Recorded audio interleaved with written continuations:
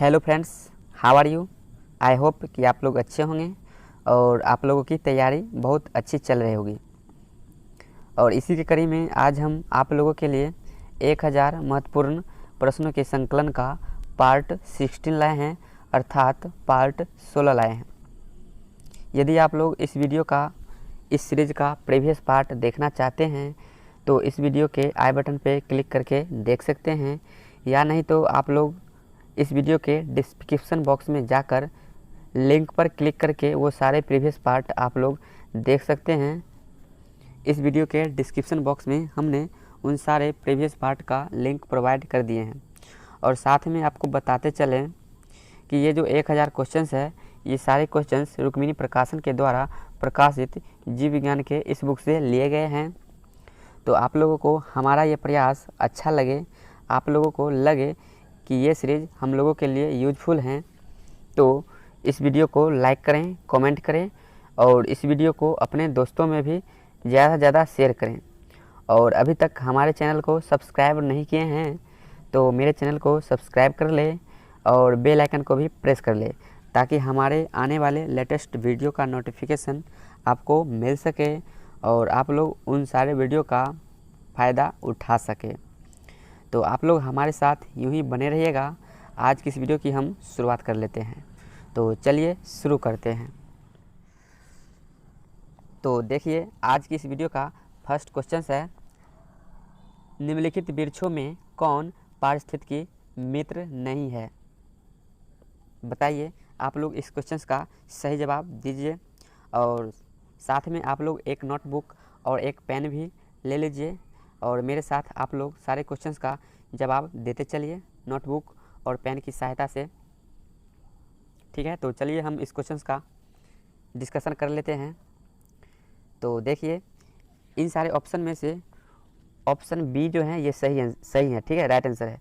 और option B क्या है, यूकेलिप्टस। ठीक है, और यूकेलिप्टस को ही पारिस्थितिकी का मित्र नहीं कहा जाता है, अर्थात इसे आतंकवादी पौधा कहा जाता है हमारे पर्यावरण का। तो फिलहाल हम इसका आंसर जान लेते हैं कि इस क्वेश्चन का तो सही उत्तर हो गया ऑप्शन बी। ठीक है, अब हम इसके डिस्कशन की ओर चलते हैं। तो आप लोग ध्यान दीजिएगा। ठीक है, ये यूकेलिप्टस जो हैं इनको पारिस्थितिकी का मित्र नहीं कहा जाता है। अब इनको पारिस्थितिकी का मित्र नहीं कहा जाता है, ऐसा क्यों? तो ये पौधे जो होते हैं ये हमारे वातावरण से अधिक मात्रा में जल का अवशोषण करते हैं और अधिक मात्रा में जल का अवशोषण करना हमारे पर्यावरण के लिए हानिकारक है, क्योंकि यदि यही पौधा अधिक मात्रा में जल का अवशोषण कर ले तो हमारे पर्यावरण में, इस जीवमंडल में जितने भी जीव मौजूद हैं उन पे असर पड़ेगा, उनके लिए जल की मात्रा प्रभावित होगी। अतः यूकेलिप्टस हमारे पर्यावरण का मित्र नहीं है। अतः यूकेलिप्टस को जो है हमारे पर्यावरण का आतंकवादी पौधा भी कहा जाता है। तो इस पॉइंट को आप लोग ध्यान में रखिएगा कि कभी कभी एग्जाम में पूछ दिया जाता है कि पर्यावरण का आतंकवादी पौधा किसे कहा जाता है, और इस क्वेश्चन में 4 ऑप्शन दिए होते हैं, उनमें से एक ऑप्शन यूकेलिप्टस भी होता है, जिसे आप लोगों को चूज करना है और आप लोग इसे चूज करेंगे तो ये राइट आंसर हो जाएगा। तो आप लोग इस क्वेश्चन को समझ गए होंगे। तो हमारा ये डिस्कशन आप लोगों को अच्छा लगे तो कमेंट के माध्यम से बता दीजिएगा कि हम इसी तरह सारे क्वेश्चंस का डिस्कशन करें या इसको और शॉर्ट डिस्कशन करें। ठीक है, वैसे चलिए अभी हम आगे बढ़ते हैं अगले क्वेश्चन पर। अगला क्वेश्चन देखिए, गेहूं में रोटी बनाने के गुणों को प्रभावित करने वाला पदार्थ है। तो आप लोग इसका जवाब दीजिए, गेहूं में रोटी बनाने के गुणों को प्रभावित करने वाला पदार्थ कौन है। तो चलिए हम इस क्वेश्चन को डिस्कशन कर लेते हैं। देखिए, गेहूं में ग्लूटीन नामक प्रोटीन पाया जाता है। ठीक है, गेहूं में क्या पाया जाता है, ये ग्लूटीन नामक प्रोटीन पाया जाता है। तो आप लोग समझ जाइए कि इस क्वेश्चन का सही उत्तर हो जाएगा ऑप्शन ए, ग्लूटीन। अब हम इस क्वेश्चन के डिस्कशन की ओर चलते हैं। देखिए, गेहूं में जो है ये ग्लूटीन नामक प्रोटीन पाया जाता है और यही प्रोटीन की सहायता से हम गेहूं के आटे को गूँथ पाते हैं और उसका हम रोटी बना पाते हैं।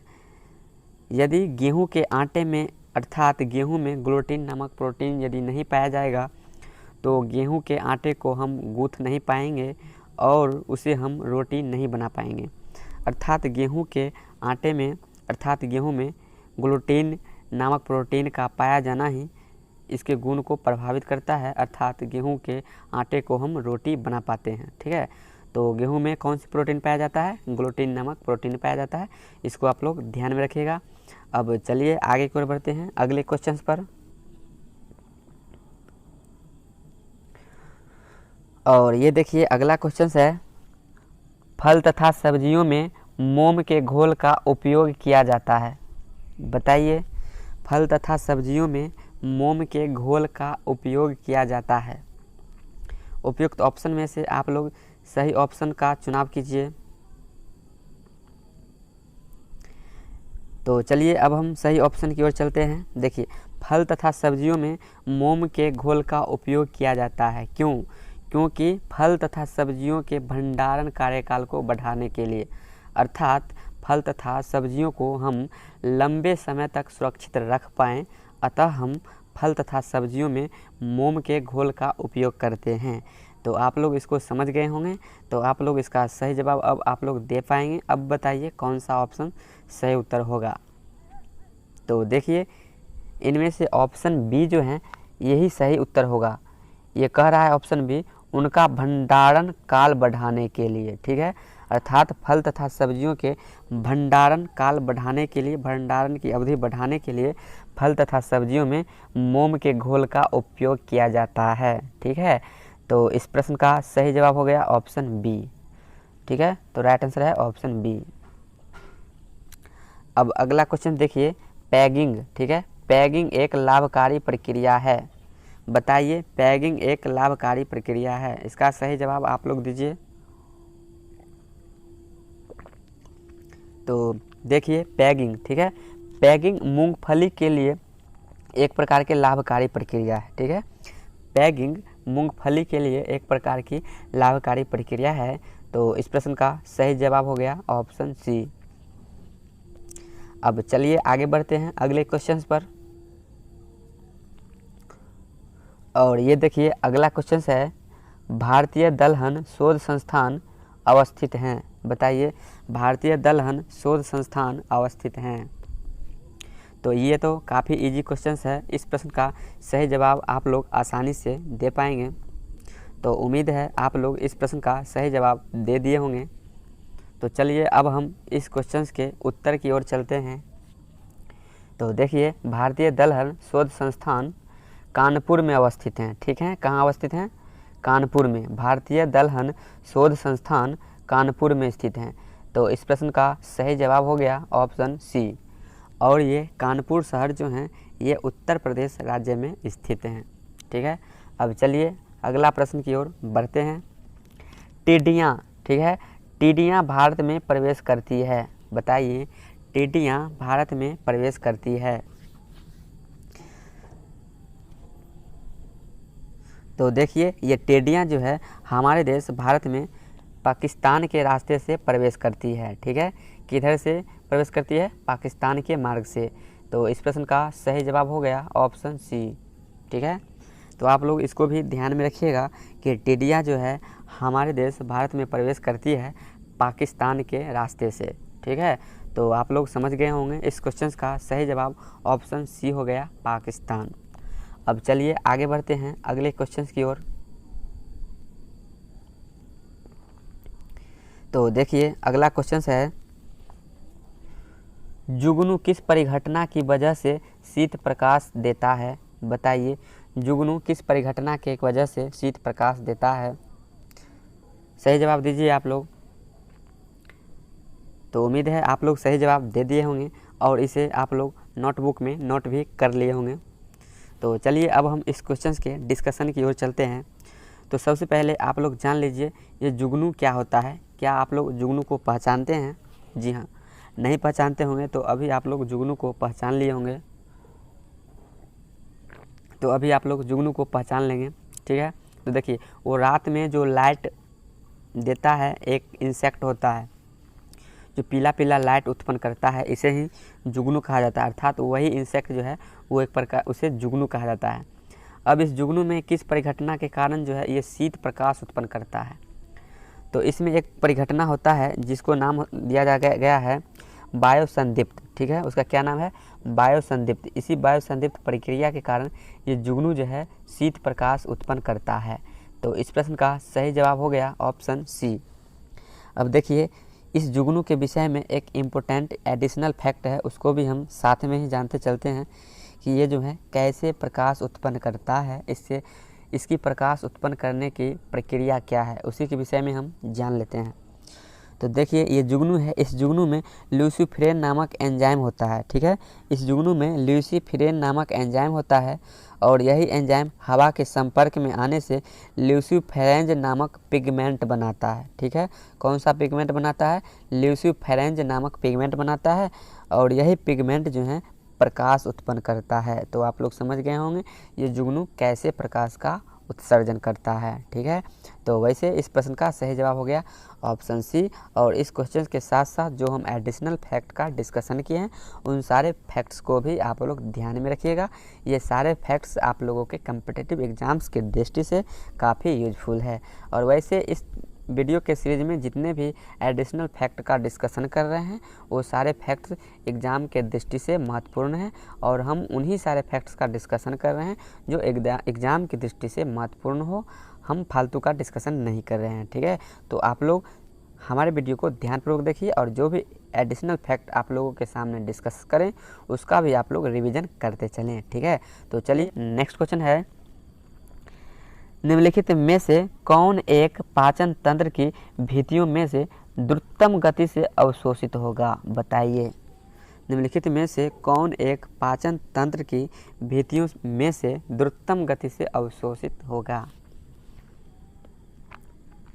तो देखिए हमारे पाचन तंत्र की भित्तियों से तीव्र गति से अवशोषित होने वाला है जब हम विष के रूप में DDT को ले लेते हैं, अर्थात जब हम विषपान कर लेते हैं DDT को, विषपान के रूप में उसे हम ग्रहण कर लेते हैं और यही जो है हमारे पाचन भित्तियों से तीव्र गति से अवशोषित हो जाता है, जिसके कारण हमारे शरीर में पॉइजन तेज़ी से फैल जाता है और इसका असर तेज़ी से बढ़ने लगता है। ठीक है, तो इस प्रश्न का सही जवाब हो जाएगा ऑप्शन बी। अब चलिए आगे बढ़ते हैं अगले क्वेश्चन की ओर। और ये देखिए अगला क्वेश्चन है, मृत्तिका शिल्प, मृत भांड और कांच उद्योगों के श्रमिकों को सामान्यतः होने वाले व्यावसायिक स्वास्थ्य संकटों में से एक हैं, बताइए। अर्थात ये क्वेश्चन कह रहा है कि मृत्तिका शिल्प, मृत भांड और कांच उद्योग के श्रमिकों को कौन सा बीमारी सामान्यतः हो जाता है।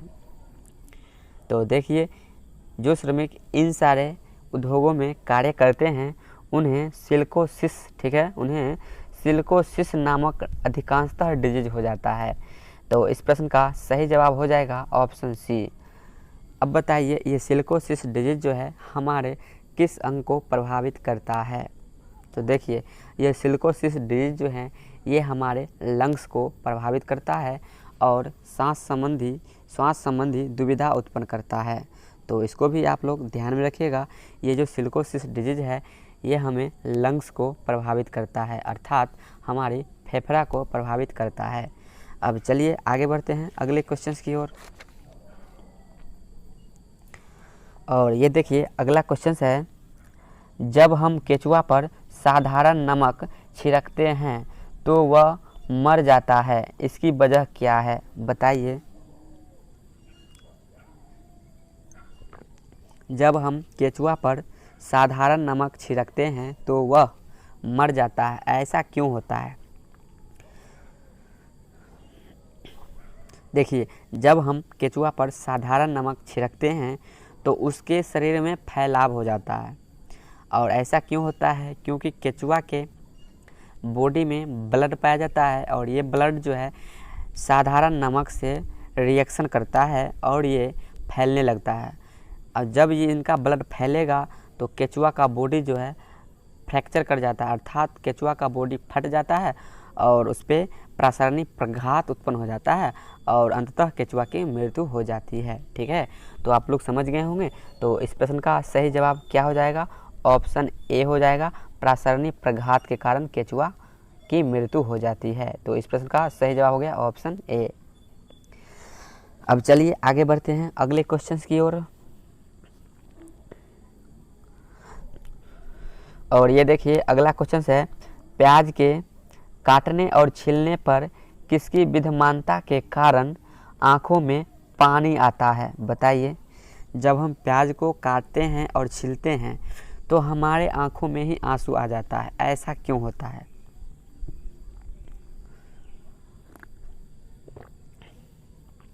तो देखिए, जब हम प्याज को काटते हैं या छीलते हैं तो प्याज में जो केमिकल यौगिक पाया जाता है वो हमारे आँख पे असर करता है, प्रभावित करता है, जिसके कारण हमारे आँखों से पानी आने लगता है।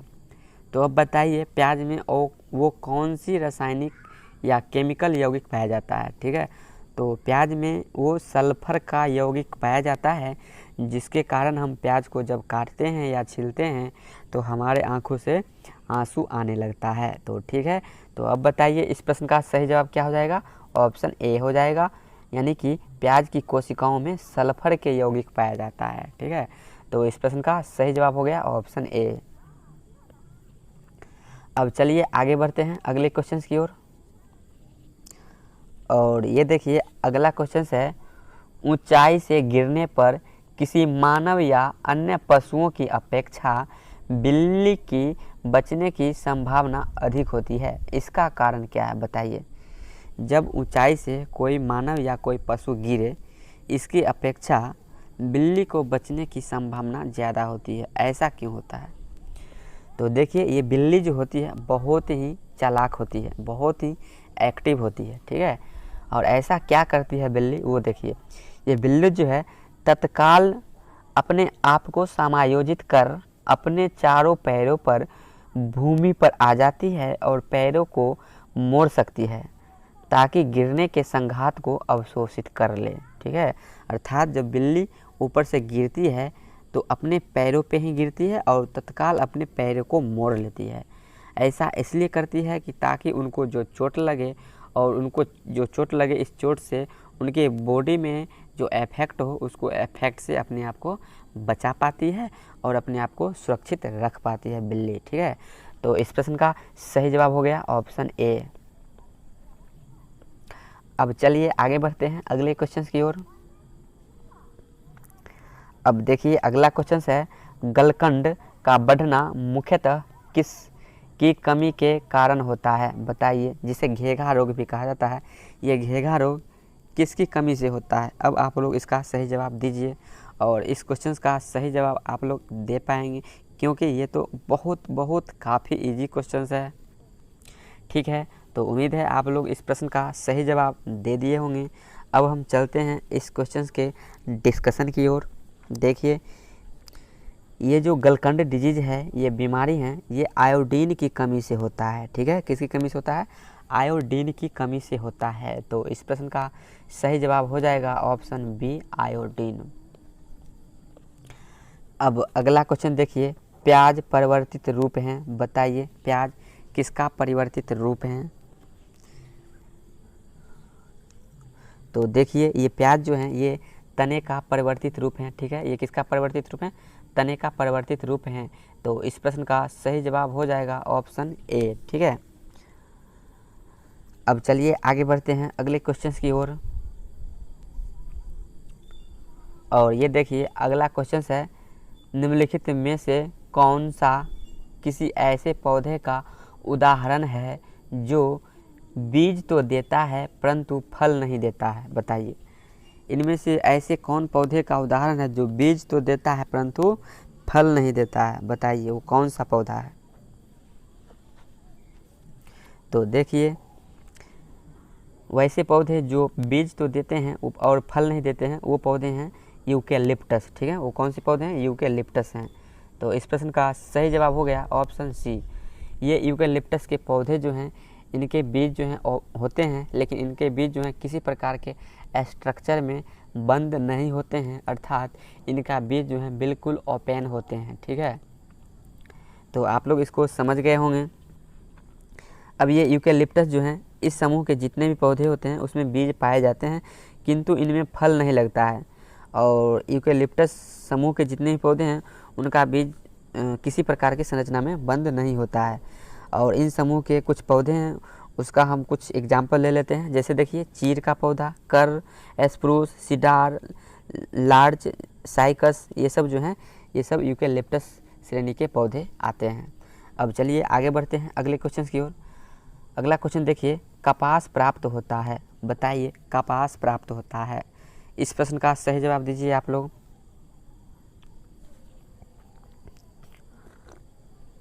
देखिए ये जो कपास जो होते हैं ये पौधे के बीज से प्राप्त किया जाता है। ठीक है, किससे प्राप्त किया जाता है? बीज से।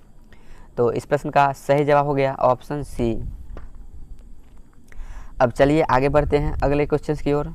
आप लोग यूं ही मेरे साथ बने रहिए और आप लोगों को हमारा ये डिस्कशन अच्छा लग रहा होगा तो साथ में लाइक, कमेंट, शेयर, सब्सक्राइब करते चलिएगा। ठीक है, अब चलिए आगे बढ़ते हैं। और ये देखिए अगला क्वेश्चन है, बीजों का सर्वोत्तम संरक्षण होता है। बताइए बीजों का सर्वोत्तम संरक्षण कहाँ पे होता है?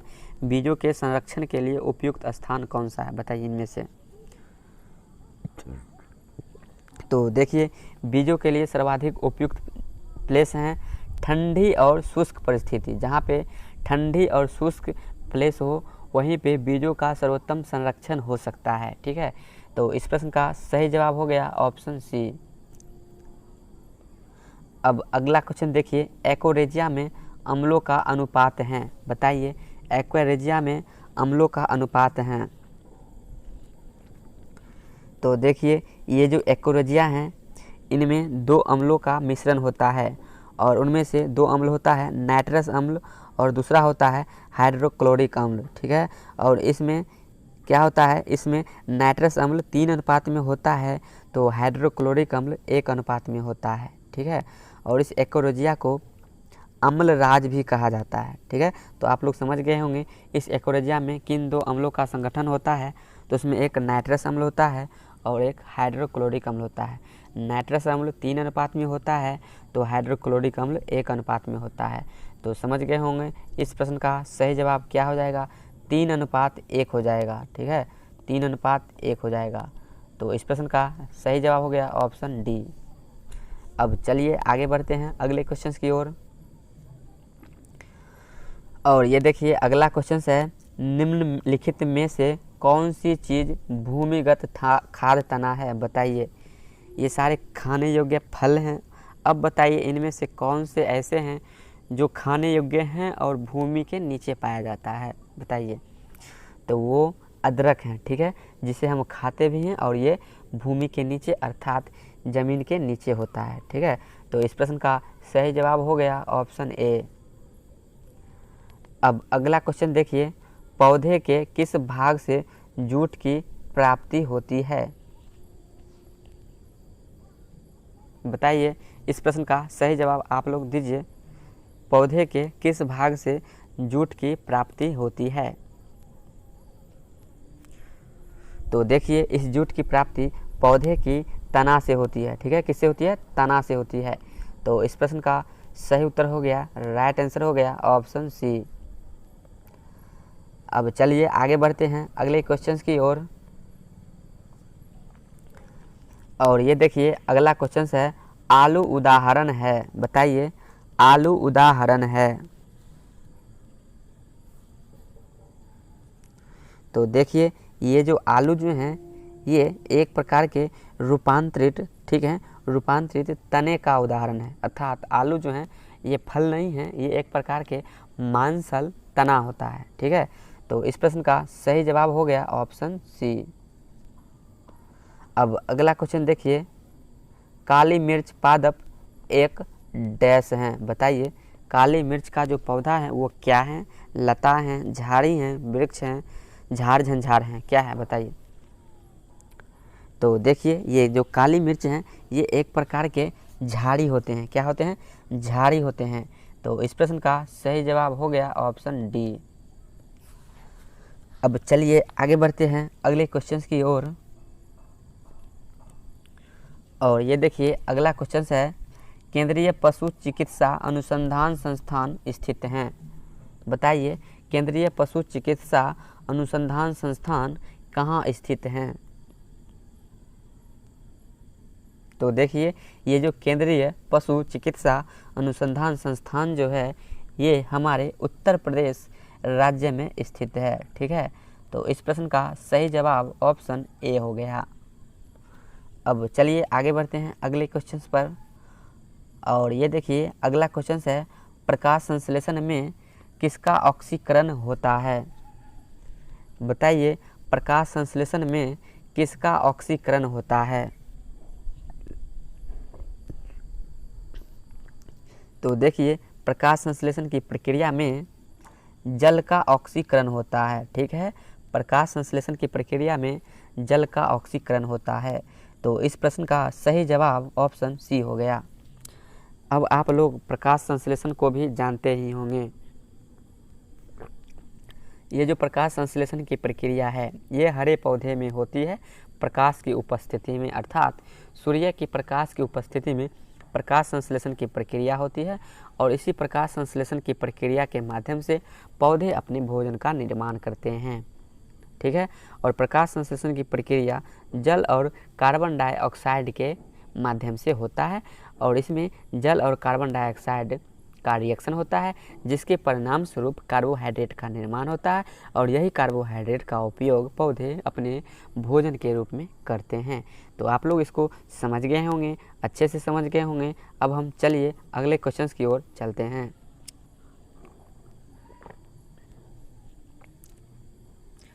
और ये देखिए अगला क्वेश्चन है,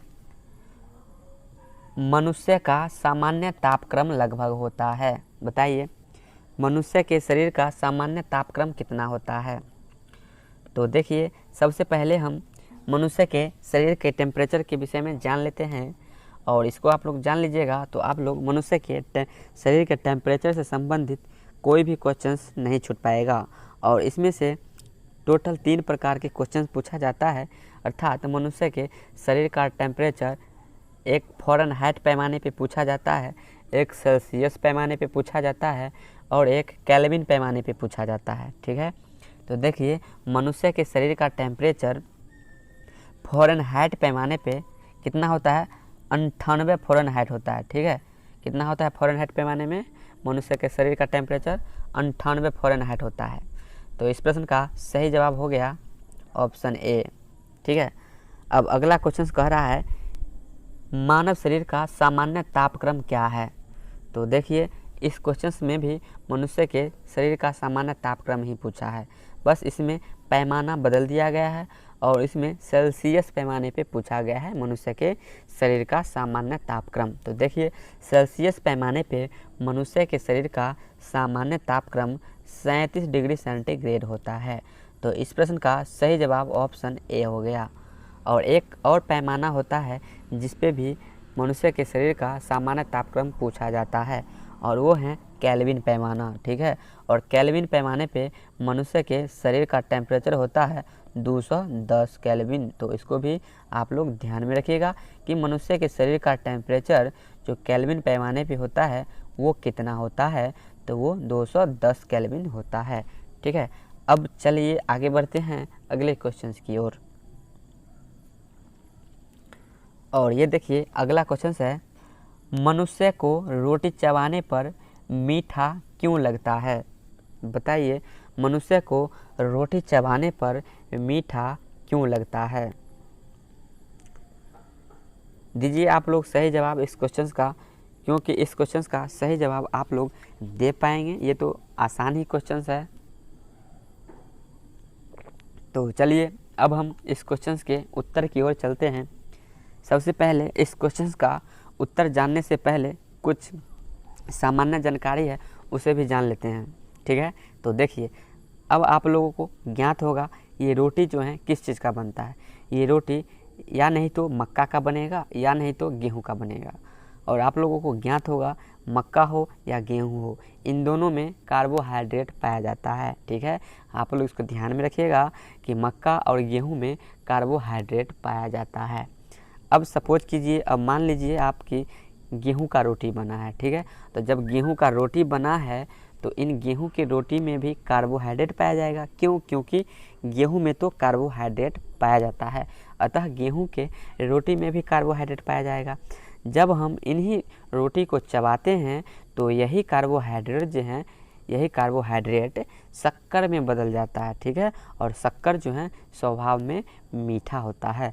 अतः जब हम रोटी को चबाते हैं तो रोटी हमें मीठा फील होता है, मीठा हमें महसूस होता है, ठीक है।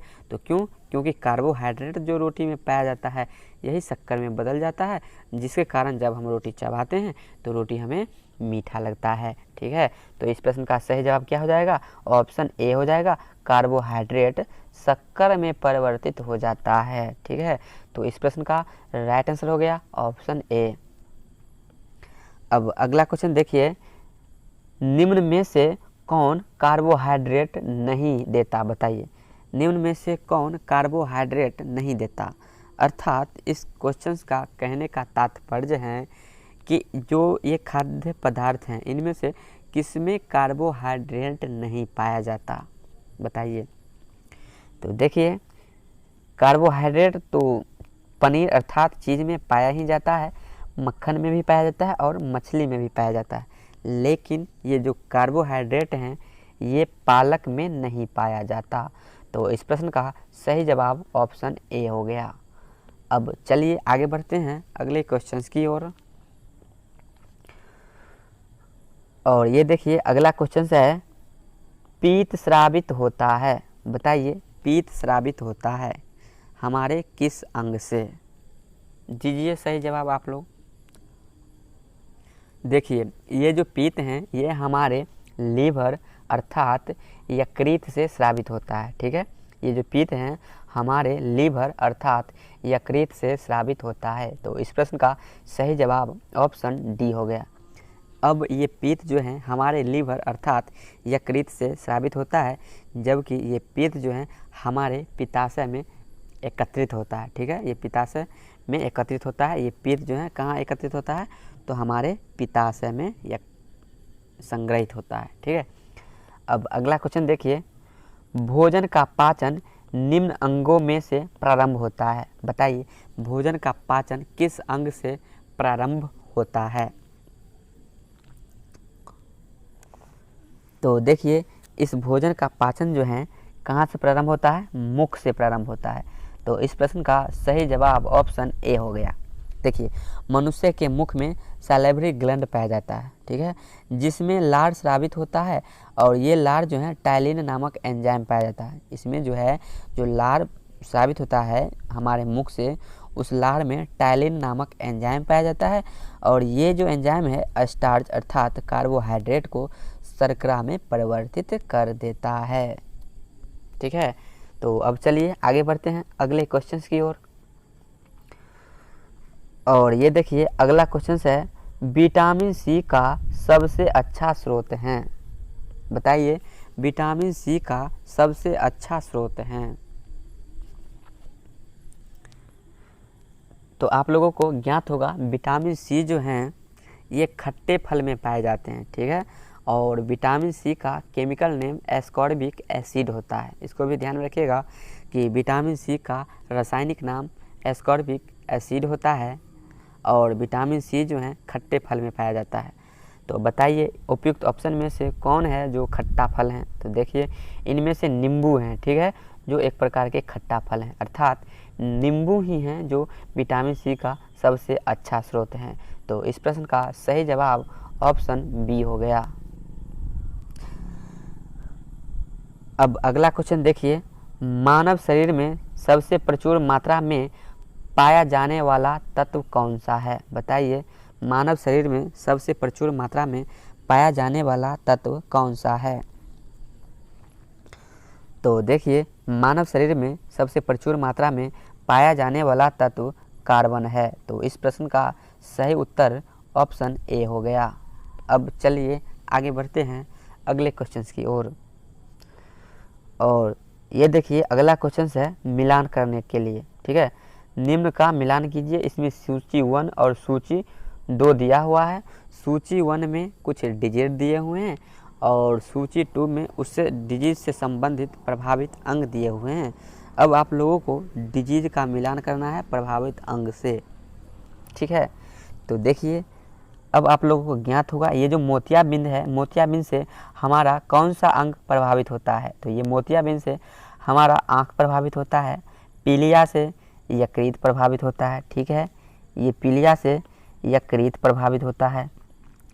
और एक बचा मधुमेह, और इस मधुमेह से पाचन ग्रंथि प्रभावित होता है। और एक है स्टोमेटाइटिस, और इससे जीभ प्रभावित होता है। तो आप लोग इसका मैच कर लीजिए और देखिए इसका सही जवाब हो गया ऑप्शन बी, ठीक है, इसका सही जवाब क्या हो गया? ऑप्शन बी हो गया। तो अब चलिए आगे बढ़ते हैं अगले क्वेश्चन की ओर। और ये देखिए अगला क्वेश्चन है, निम्नलिखित में कौन सी जड़ हैं? बताइए निम्नलिखित में कौन है जो जड़ हैं?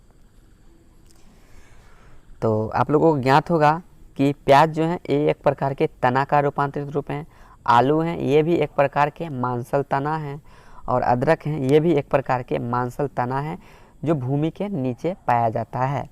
और इसमें से एक ऑप्शन बचा गाजर, ये जो है ये तना नहीं है, ये एक प्रकार के मांसल जड़ हैं, ठीक है, ये क्या है? एक प्रकार के मांसल जड़ हैं।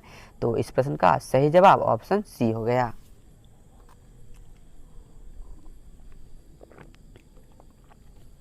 अब अगला क्वेश्चन देखिए, एक पेड़ की पत्ती लाल कांच से देखी जाने पर दिखाई पड़ेगी, बताइए।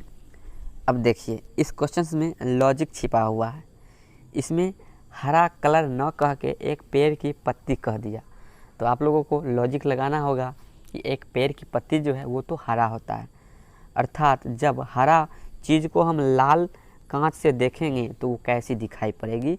अब आप लोग सही जवाब दे दीजिएगा। तो देखिए किसी भी हरा वस्तु को जब हम लाल कांच के माध्यम से देखेंगे तो वो हमें काला प्रतीत होगा। कैसा दिखाई देगा? काला दिखाई देगा।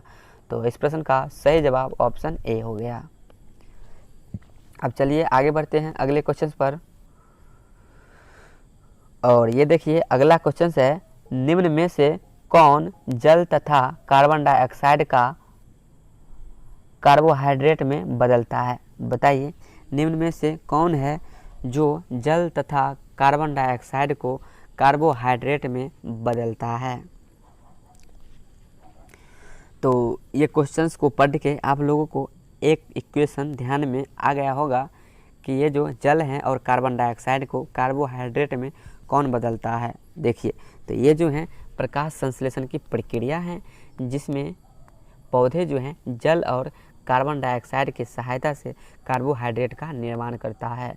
और पौधे एक प्रकार के हरा होता है और उसमें क्लोरोफिल पाया जाता है, और इसी क्लोरोफिल की सहायता से पौधे जल तथा कार्बोहाइड्रेट की सहायता से इन दोनों को कार्बोहाइड्रेट में बदल देता है। तो बताइए उपयुक्त ऑप्शन में से कौन है जिसमें क्लोरोफिल पाया जाता है जिसका बॉडी हरा हो? तो देखिए इनमें से शैवाल हैं जिसमें क्लोरोफिल पाया जाता है, क्योंकि ये भी इनका भी बॉडी हरा होता है और इसके बॉडी में भी क्लोरोफिल पाया जाता है। अतः शैवाल ही हैं वो हैं जो जल तथा कार्बन डाइऑक्साइड को कार्बोहाइड्रेट में बदल सकता है। तो इस प्रश्न का सही जवाब ऑप्शन ए हो गया। अब अगला क्वेश्चन देखिए, पादप विषाणु में किस प्रकार के आनुवांशिक पदार्थ पाए जाते हैं?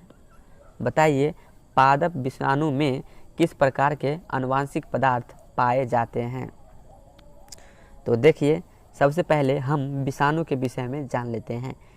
तो देखिए ये विषाणु जो हैं दो प्रकार के होते हैं उपस्थिति के आधार पे। पादप विषाणु में RNA पाया जाता है, जबकि जंतु विषाणु में DNA पाया जाता है। अर्थात जिस विषाणु में आनुवांशिक पदार्थ RNA पाया जाता है उसे पादप विषाणु कहा जाता है, और जिस विषाणु में आनुवांशिक पदार्थ DNA पाया जाता है उसे जंतु विषाणु कहा जाता है। तो इस क्वेश्चन में कह रहा है कि पादप विषाणु में किस प्रकार के आनुवांशिक पदार्थ पाए जाते हैं। तो अब बताइए आप लोग इस क्वेश्चन का सही जवाब क्या होगा? तो इस क्वेश्चन का सही जवाब ऑप्शन ए होगा, अर्थात पादप विषाणु में RNA पाया जाता है। अब चलिए आगे बढ़ते हैं अगले क्वेश्चन की ओर। और ये देखिए अगला क्वेश्चन है, मनुष्य नेत्र की मोतियाबिंद की शल्य क्रिया में शल्य चिकित्सक किसे हटाता है? बताइए। मोतियाबिंद का जब सर्जन किया जाता है तो उसमें एक चिकित्सक आँख के किस पार्ट को हटाता है? तो देखिए मोतियाबिंद में क्या किया जाता है, लेंस के जो अतिरिक्त मांसपेशी होती है, ठीक है, उसी अतिरिक्त मांसपेशी को एक डॉक्टर हटा देता है और इस प्रकार से मोतियाबिंद की सर्जरी यानी कि शल्य क्रिया किया जाता है। तो इस प्रश्न का सही जवाब ऑप्शन बी हो गया। अब चलिए आगे बढ़ते हैं अगले क्वेश्चन की ओर। और ये देखिए अगला क्वेश्चन है, भारत में श्वेत क्रांति के जनक माने जाते हैं। बताइए, भारत में श्वेत क्रांति के जनक माने जाते हैं। तो देखिए भारत में श्वेत क्रांति के जनक डॉक्टर वी कुरियन को माना जाता है, ठीक है। भारत में श्वेत क्रांति का जनक डॉक्टर बी कुरियन को माना जाता है। तो इस प्रश्न का सही जवाब ऑप्शन ए हो गया। अब अगला क्वेश्चन देखिए, निम्नलिखित में से कौन सा बर्ड फ्लू वायरस है जिसे एवियन फ्लू वायरस भी कहा जाता है? बताइए, इन चारों ऑप्शन में से कौन ऐसा बर्ड फ्लू वायरस है जिसे एवियन फ्लू वायरस भी कहा जाता है? तो देखिए H5, ठीक है, H5N1 वायरस को एवियन फ्लू वायरस भी कहा जाता है। तो इस प्रश्न का सही जवाब ऑप्शन ए हो गया। अब चलिए आगे बढ़ते हैं अगले क्वेश्चन की ओर। और ये देखिए अगला क्वेश्चन है, भारत में हरित क्रांति का जनक किसे माना जाता है? बताइए, भारत में हरित क्रांति का जनक किसे माना जाता है? दीजिए इस क्वेश्चन का सही जवाब। आप लोग इस प्रश्न का सही जवाब दे पाएंगे, हमें उम्मीद है, क्योंकि ये तो इजी टाइप के क्वेश्चंस है। और साथ ही साथ हम आप लोगों को कहना चाहेंगे कि आप लोगों को हमारा ये प्रयास अच्छा लग रहा होगा तो लाइक कमेंट शेयर कीजिएगा और मेरे चैनल को ज़्यादा से ज़्यादा सब्सक्राइब कीजिएगा और अपने दोस्तों को भी इस चैनल को सब्सक्राइब करने के लिए मोटिवेट कीजिएगा, ताकि आप लोगों के साथ साथ हम भी ज़्यादा से ज़्यादा मोटिवेट हों और आप लोगों के लिए अच्छे अच्छे वीडियो लाते रहें, ठीक है। तो अब चलिए हम अपने टॉपिक पे आते हैं।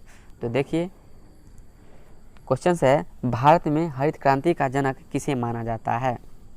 तो देखिए भारत में हरित क्रांति का जनक MS स्वामीनाथन को माना जाता है। तो इस प्रश्न का सही जवाब ऑप्शन बी हो गया। अब अगला क्वेश्चन देखिए, पौधों में क्लोरोफिल बनाने के लिए कौन सा तत्व सहायक होता है? बताइए, पौधों में क्लोरोफिल बनाने के लिए कौन सा तत्व सहायक होता है? दीजिए सही जवाब आप लोग। तो देखिए पौधों में क्लोरोफिल बनाने के लिए जो तत्व सहायक होता है वो तत्व है मैग्नीशियम, ठीक है। अर्थात पौधों में मैग्नीशियम पाया जाता है, जिसके कारण पौधे क्लोरोफिल का निर्माण हो पाता है, अर्थात पौधे में क्लोरोफिल पाया जाता है, ठीक है। तो इस प्रश्न का सही जवाब ऑप्शन बी हो जाएगा, मैग्नीशियम। अब चलिए आगे बढ़ते हैं अगले क्वेश्चन की ओर। और ये देखिए अगला क्वेश्चन है, प्रकाश संश्लेषण का अंतिम उत्पाद है। बताइए, प्रकाश संश्लेषण का अंतिम उत्पाद क्या है? तो देखिए, जब पौधे प्रकाश संश्लेषण की प्रक्रिया करते हैं सूर्य के प्रकाश की उपस्थिति में, तो क्या करते हैं, पौधे में क्लोरोफिल पाया जाता है। इसी क्लोरोफिल जो है ये एक प्रकार से उत्प्रेरक का कार्य करते हैं और प्रकाश संश्लेषण की प्रक्रिया में पौधे जल और कार्बन डाइऑक्साइड की सहायता से कार्बोहाइड्रेट का निर्माण करते हैं और यही कार्बोहाइड्रेट का उपयोग पौधे भोजन के रूप में करते हैं। अर्थात प्रकाश संश्लेषण की प्रक्रिया में अंतिम रूप में क्या प्राप्त हुआ, तो अंतिम रूप में जल और कार्बन डाइऑक्साइड की सहायता से कार्बोहाइड्रेट का निर्माण हुआ, अर्थात अंतिम उत्पाद क्या हुआ, कार्बोहाइड्रेट हुआ। तो इस प्रश्न का सही जवाब ऑप्शन ए हो गया, कार्बोहाइड्रेट। अब अगला क्वेश्चन देखिए, विटामिन ए की कमी के कारण होता है। बताइए विटामिन ए की कमी के कारण क्या होता है, दीजिए सही जवाब। ये तो काफ़ी इजी क्वेश्चन है, इस प्रकार के क्वेश्चंस का सही जवाब तो आप लोग निश्चित तौर पे दे देंगे। तो देखिए विटामिन ए की कमी से कौन सी बीमारी होती है, वो रतौंधी होती है। ठीक है, विटामिन ए की कमी से रतौंधी होती है। अब देखिए, अब आप लोग कंफ्यूज हो गए क्योंकि इस ऑप्शन में तो रतौंधी ऑप्शन दिया हुआ ही नहीं है। अब आप लोग कंफ्यूज हो गए। तो देखिए रतौंधी का इसमें इंग्लिश नेम दिया हुआ है। ठीक है, और रतौंधी का इंग्लिश नेम होता है नाइट ब्लाइंडनेस। ठीक है, रतौंधी का इंग्लिश नेम नाइट ब्लाइंडनेस होता है। तो इस प्रश्न का सही जवाब ऑप्शन सी हो जाएगा, नाइट ब्लाइंडनेस। ठीक है, तो राइट आंसर ऑप्शन सी हो गया। अब चलिए आगे बढ़ते हैं अगले क्वेश्चंस की ओर। और ये देखिए अगला क्वेश्चन है, मानव शरीर में रक्तचाप नियंत्रित होता है। बताइए मानव शरीर में रक्तचाप नियंत्रित किस ग्रंथि के माध्यम से होता है। तो देखिए मानव शरीर में रक्तचाप का नियंत्रण अधिवृक्क ग्रंथि के माध्यम से होता है। तो इस प्रश्न का सही जवाब ऑप्शन ए हो गया। अब अगला क्वेश्चन देखिए, निम्नलिखित में से किसकी उपस्थिति के कारण गिरगिट रंग बदलती है। बताइए किसकी उपस्थिति के कारण गिरगिट रंग बदलती है।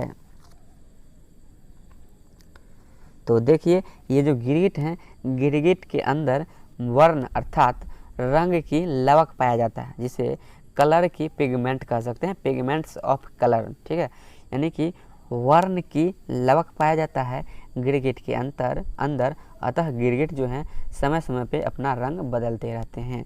तो इस प्रश्न का सही जवाब ऑप्शन बी हो जाएगा। अब देखिए ये गिरगिट जो हैं अपना रंग क्यों बदलते हैं, इसके पीछे क्या रीज़न है।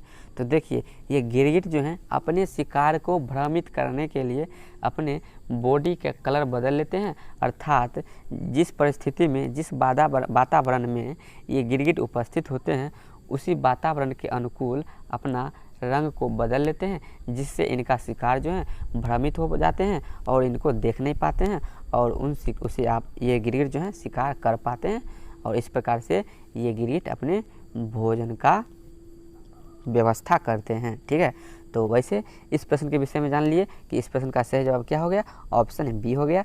वर्ण की लवक पाए जाते हैं जिसके कारण गिरगिट अपना रंग परिस्थिति के अनुसार बदल लेते हैं। ठीक है, अब चलिए आगे बढ़ते हैं अगले क्वेश्चन की ओर। और ये देखिए अगला क्वेश्चन है, आयोडीन की कमी के कारण क्या होता है। बताइए आयोडीन की कमी के कारण क्या होता है। तो इस प्रश्न का सही जवाब तो आप लोग दे ही देंगे कि आयोडीन की कमी से घेघा रोग होती है। क्या रोग होती है, घेघा रोग होती है। तो इस प्रश्न का सही जवाब ऑप्शन बी हो गया। अब चलिए आगे बढ़ते हैं अगले क्वेश्चन की ओर। और ये देखिए अगला क्वेश्चन है, प्रचुरतम मात्रा में खाद्य प्रोटीन के 2 ज्ञात स्रोत निम्नलिखित में से कौन से हैं। बताइए वो कौन से खाद्य पदार्थ हैं जिसमें प्रचुरतम मात्रा में यानी कि सर्वाधिक मात्रा में प्रोटीन पाया जाता है। तो देखिए सर्वाधिक मात्रा में प्रोटीन पाया जाता है सोयाबीन और मूंगफली में। ठीक है, किसमें, सोयाबीन और मूंगफली में। तो इस प्रश्न का सही जवाब ऑप्शन सी हो गया। अब चलिए आगे बढ़ते हैं अगले क्वेश्चन की ओर। और ये देखिए अगला क्वेश्चन है, लार किसके पाचन में सहायक होती है। बताइए लार किसके पाचन में सहायक होती है। तो देखिए इस लार का स्राव हमारे मुख में होता है और इसी लार में एक एंजाइम पाया जाता है और यही एंजाइम जो है स्टार्च को, ठीक है, ग्लूकोज में बदल देता है। कहाँ पे, मुख में। तो इस क्वेश्चन का सही जवाब क्या हो जाएगा, ये जो लार हैं ये हमारे स्टार्च के पाचन में सहायक होता है। ठीक है, स्टार्च के पाचन में सहायक होता है। तो इस प्रश्न का सही जवाब ऑप्शन बी हो जाएगा, स्टार्च। ठीक है, तो आज की इस वीडियो की हम यहीं पे समाप्त करेंगे और आज की इस वीडियो में हमने टोटल क्वेश्चन नंबर 800 तक डिस्कशन किए हैं और ये था पार्ट 16। नेक्स्ट पार्ट आएगा पार्ट 17। तो आप लोगों को नेक्स्ट पार्ट 17 चाहिए और हमारे चैनल पे जो भी लेटेस्ट वीडियो अपलोड हो उनका नोटिफिकेशन आप लोग को चाहिए। और उन सारे लेटेस्ट वीडियो अगर आप लोग देखना चाहते हैं हमारे चैनल के माध्यम से, और साथ ही हमारा ये प्रयास अच्छा लगा हो, आप लोगों के लिए यूजफुल हो, तो प्लीज़ प्लीज़ प्लीज़ इस वीडियो को लाइक कीजिए, कमेंट कीजिए और हमारे चैनल को ज़्यादा से ज़्यादा सब्सक्राइब कीजिए और इस वीडियो को अपने दोस्तों में भी ज़्यादा से ज़्यादा शेयर कीजिए। तो अंत में thank you for watching, please subscribe my YouTube channel.